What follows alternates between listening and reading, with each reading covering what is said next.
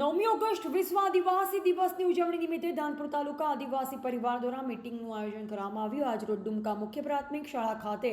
વિશ્વ આદિવાસી દિવસની ઉજવણી માટે ખાસ મીટિંગ યોજવામાં આવી, જેમાં ખાસ કરી દર વર્ષની જેમ નાચી કૂદી અને ખોળાઈ જવા કરતાં સમાજને કઈ વિશેષ સંદેશો મળે તે માટે ખાસ આયોજન કરવામાં આવ્યું અને સમાજના આગેવાનો દ્વારા ખાસ નોંધ લઈ તેનું ધ્યાનપૂર્વક સમાજને સંદેશો મળે તેવા નાટકો, વક્તવ્ય, સાંસ્કૃતિક વેશભૂષા વગેરે યોજીને આવનાર પેઢી માટે કઈ સારો સંદેશ મળે તેવું નક્કર આયોજન કરવામાં આવ્યું, જેમાં સ્ટેજ કાર્યક્રમ રાખવામાં આવશે તથા રેલી યોજવામાં આવશે અને વિશેષ સમાજની ઉજવણી કરી વિશ્વ આદિવાસી દિવસની ઉજવણી થાય અને કોઈ પણ સમાજને નુકસાન ન થાય તેની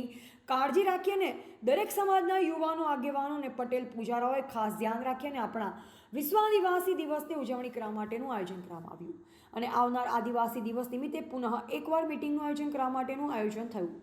આવનાર 5 તારીખે રવિવાર સવારે 8 કલાકે ડુમકા મુખ્ય પ્રાથમિક શાળા ખાતે મીટિંગ યોજવામાં આવશે, જેની ચર્ચા કરી સભાને પૂર્ણ કરવામાં આવી અને તમામ આગેવાનો, યુવાનોએ ખાસ ચર્ચામાં જોડાયા,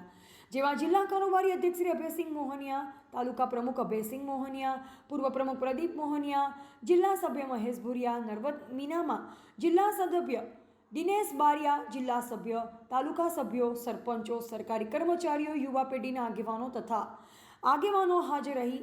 આ મીટિંગને ખૂબ જ સફળતાપૂર્વક પૂર્ણ કરવામાં આવી। જોહાર બોલી સૌ છૂટા પડ્યા।